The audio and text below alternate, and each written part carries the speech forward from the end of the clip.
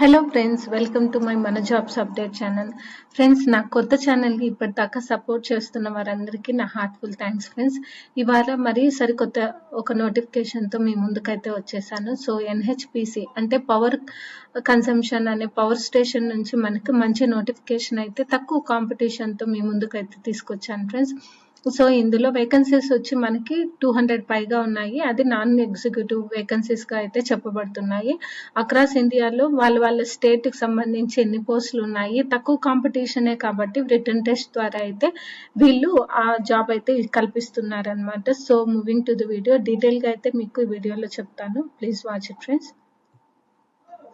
So చూసారు కదా, 248 junior engineer అయితే వేకెన్సీస్ ఉన్నాయి ఫ్రెండ్స్. సో ఇది వచ్చి పవర్ స్టేషన్, మనకి పవర్ డెవలప్మెంట్ సంస్థ అనమాట. జల విద్యుత్ కానీ సౌర గాలి ప్రాజెక్ట్స్ పనిచేస్తున్నాయి. ఈ సంస్థ national hydro electrical power corporation limited 240 general junior engineering non executive పోస్టులకు అయితే భర్తీ నోటిఫికేషన్ విడుదలైందనమాట.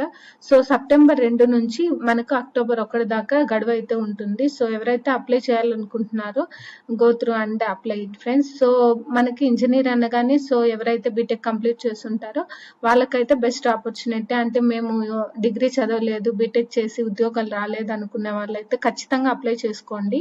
ఎందుకంటే తక్కువ కాంపిటీషన్ లో మీకు యూస్ఫుల్ అయితే కనుక ఇది మంచి సాలరీస్ కూడా ఉంటాయి కాబట్టి చెప్తున్నాను. సో చూసారు కదా, ఏఈ గ్రేడ్ లో ఉంటుంది.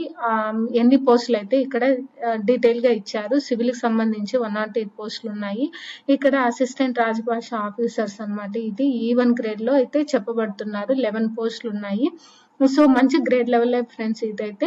సో జూనియర్ ఇంజనీర్ ఎలక్ట్రికల్ చదివిన వాళ్ళకైతే ఇన్ని పోస్టులు ఉన్నాయి. మెకానికల్ వాళ్ళకి 49 వేకెన్సీస్ ఉన్నాయి. సో డీటెయిల్ గా అయితే ఇది ఐటీ చేసిన వాళ్ళకి కూడా ఒక ఆపర్చునిటీ అయితే ఉంది. అండ్ సీనియర్ అకౌంటెంట్ కి 10 పోస్టులు అనమాట.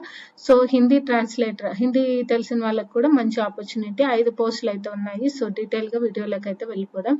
సో వేకెన్సీస్ చూసారు కదా, 248 అనమాట. దీనికి 60% అంటే 60% ఎవరైతే మార్క్స్ అయితే డిప్లొమాలో కానీ డిగ్రీ కానీ పీజీ కానీ ఈ మూడు అయితే ఎవరైతే చేస్తుంటారో సో దే ఆర్ ఎలిజిబుల్ అనమాట. 60% అయితే కంపల్సరీ ఉండాలి వాళ్ళ డిగ్రీలోని. అండ్ 30 years వచ్చి maximum age limit friends. So 30 years అనేది మంచి విషయమే. యాక్చువల్లీ 28 పెడతారు, but it is okay, well and good. And SC ST వాళ్ళకి ఎక్స్టెన్షన్ ఏజ్ రిలాక్సేషన్ కూడా వీళ్ళు కల్పిస్తున్నారు 5 years. అండ్ ఓబీసీ వాళ్ళకైతే 3 years, మీకు తెలిసిన విషయమే. అండ్ శాలరీ చూసారు కదా, 30,000 నుంచి మనకు 1,20,000 వరకు ఉండొచ్చు. సో క్యాడర్ ని బట్టి పైన చూసారు కదా, సో ఆ క్యాడర్ ప్రకారం అయితే శాలరీస్ అయితే ఉంటుంది. హిందీ ట్రాన్స్లేటర్ కూడా చూడండి, శాలరీ కూడా మంచిగా ఉంది. సో ఇది బెస్ట్ ఆపర్చునిటీ. ఎవరైతే చూస్తున్నారో మీరు ఒకసారి ఇది పూర్తిగా మీకు నోటిఫికేషన్ అయితే ఇస్తాను. మీకు విల్లింగ్ ఉంటే కనుక బీటెక్ వాళ్ళకి ఖచ్చితంగా అప్లై చేసుకోండి. అండ్ అప్లికేషన్ ఫీజు వచ్చి 700 దాకా ఉంటుంది ఫ్రెండ్స్. అంటే 800 అనుకోండి. ఆన్లైన్ మోడే మనం అప్లై చేసుకోవాలంటే. ఆన్లైన్ అప్లికేషన్ వచ్చి 2nd సెప్టెంబర్ నుంచి స్టార్ట్ అవుతుంది అనమాట. సో మనకు అఫీషియల్ నోటిఫికేషన్ లోకి వెళ్ళిపోదాం, ఎలా ఉంటుంది ఏంటి అనేసి. సో ఇది recruitment non executive post in NHPC. ఇది మనకు హర్యానాలో ఉందన్నమాట. సో చూసారు కదా, సో అసిస్టెంట్ రాజభాష దీనికి శాలరీ వచ్చి 40,000 స్టార్టింగ్ 40 అని చెప్తున్నారు. ఇందులో ఇంకా డీటెయిల్ గా ఇచ్చారు. ఏజ్ వచ్చి 30 years. బ్యాక్లాగ్ వేకెన్సీస్ ఎస్సీ వాళ్ళకి ఎస్టీ వాళ్ళకి ఒక్కొక్కటి మిగిలిపోయాయి అనమాట. బ్యాక్లాగ్ అంటే లాస్ట్ రిలీజ్ అయినప్పుడు ఏవైతే ఖాళీలు ఉంటాయో అవి బ్యాక్లాగ్స్ గా చెప్పబడతారు. సో అది. So masters degree from a recognised university in Hindi with English as an elective subject at the degree level or masters degree from a recognised university. So ఇది చూడండి, మనకి ఎవరైతే ఎంఎస్ చేస్తుంటారో బీటెక్ తర్వాత ఎవరైతే ఎంఎస్ చేస్తుంటారో పీజీస్ అనమాట. సో వాళ్ళకి ఇంగ్లీష్ లేదా హిందీ లాంగ్వేజ్ అయితే ఉండాలి అని చెప్తున్నారు. ఈ రెండిట్లో ఏదున్నా కూడా దే ఆర్ ఎలిజిబుల్ అనమాట. సో అది. And candidates must have secure 60% అన్నాను కదా, ఇది మాత్రం కంపల్సరీ. అండ్ ఓబీసీ వాళ్ళకైతే అందులో కూడా ఎక్స్టెన్షన్ ఇచ్చారు, అదే 50% ఉంటే చాలని చెప్తున్నారు.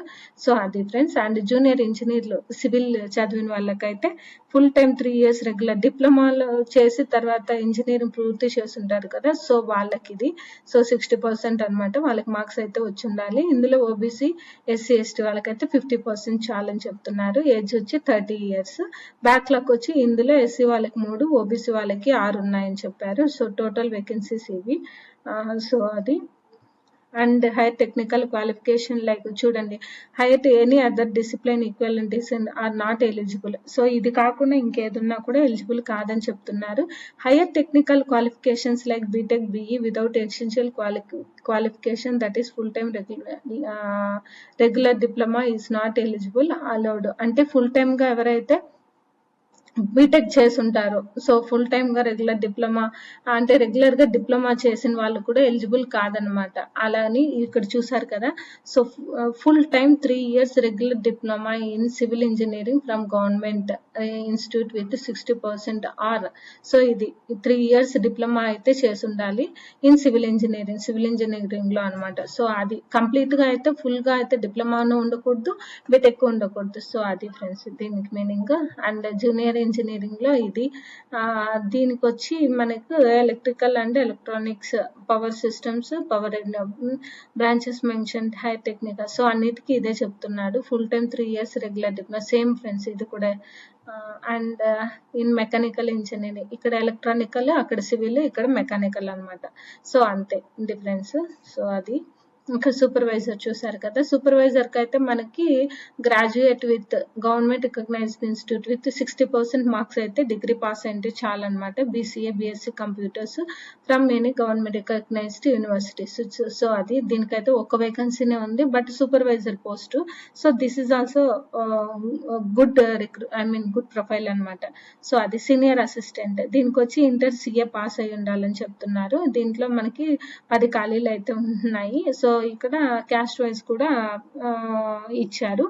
అండ్ నెక్స్ట్ హిందీ ట్రాన్స్లేటర్ చెప్పాను కదా. సో దానికైతే ఎంఎస్ కంప్లీట్ గా కంపల్సరీ చేసి ఉండాలి, అదే హిందీ కానీ విత్ ఇంగ్లీష్ అని చెప్పాడు. సో ఇది చూసుకోండి అప్లై చేసే వాళ్ళైతే.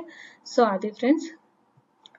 And vacancies earn marked for persons with bench mark disabilities వాళ్ళకైతే అసిస్టెంట్ రాజభాషలో అయితే ఈ వేకెన్సీస్ అయితే లేవు.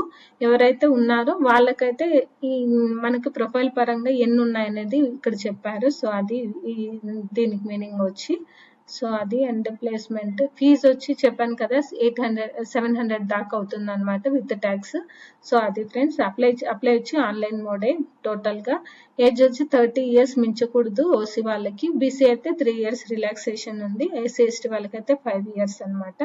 సో అది. ఎగ్జామ్ మీడియం ఆఫ్ ఎగ్జామ్ వచ్చి ఇంగ్లీష్ కానీ హిందీ కానీ ఉంటుంది, రిటర్న్ టెస్ట్. సో ఆన్లైన్ కాబట్టి. అండ్ డ్యూరేషన్ వచ్చి 3 hours అనమాట. మనం 3 గంటల్లో మనకు 200 questions అయితే ఉంటాయి. సో అది అబ్జర్వ్ చేసుకోండి. సబ్జెక్ట్స్ వచ్చి మనకు జూనియర్ ఇంజనీరింగ్ అన్నారు కదా. సో వాటికైతే సివిల్ కి సంబంధించి, ఎలక్ట్రికల్, మెకానికల్ వీటికి సంబంధించి అయితే క్వశ్చన్స్ అయితే వస్తాయి అనమాట. Totally 200 questions. పార్ట్ 1 లో 140 questions కన్సర్న్ డిసిప్లైన్ ఆ లెవెల్లో ఉంటుంది. And consists of 30 questions mark questions ఉంటుంది. అది జనరల్ అవేర్నెస్ సంబంధించి అని చెప్తున్నారు. అండ్ రిమైనింగ్ 30 marks క్వశ్చన్స్ వచ్చి రీజనింగ్. ఇది వచ్చి 140 questions వచ్చి సబ్జెక్ట్ సంబంధించి ఉంటుందని చెప్తున్నారు ఫ్రెండ్స్. సో అది. Part 1 consists of 40 mark questions of 1 mark. So అది. అండ్ అంటే డీటెయిల్ గా ఎగ్జామ్ అయితే ఎలా ఉంటుందని చెప్పారు అంతే. And next coming to. So అది. ఆన్లైన్ వచ్చి మనకు ఎప్పటి నుంచి అంటే 2nd September అనమాట. లాస్ట్ డేట్ వచ్చి October 1st. So engineering pass అయిన వాళ్ళకైతే ఇది అప్లై చేసుకోవచ్చు అని నేను చెప్తాను ఫ్రెండ్స్. డిగ్రీ వాళ్ళైతే అంటే తక్కువ పోస్టులు ఉన్నాయి కాబట్టి సో వెల్ అండ్ గుడ్. మీరు ఒకసారి ఆలోచించి అయితే అప్లై చేసుకుని, ఎందుకంటే ఫీజు అయితే 800 ఉంది కాబట్టి. సో మీరు ఇంజనీరింగ్ లో సివిల్ కానీ ఏ డిపార్ట్మెంట్ అయినా కూడా మీరు ఒకసారి అప్లై అయితే చేసుకోండి. అండ్ ఇది ఫ్రెండ్స్ మీకు నోటిఫికేషన్ అయితే డిస్క్రిప్షన్లో కానీ కమెంట్ బాక్స్లో కానీ లింక్ ఇస్తాను. అది చూసి మీరు దయచేసి అప్లై చేసుకోండి. Thank you for watching friends. Thank you.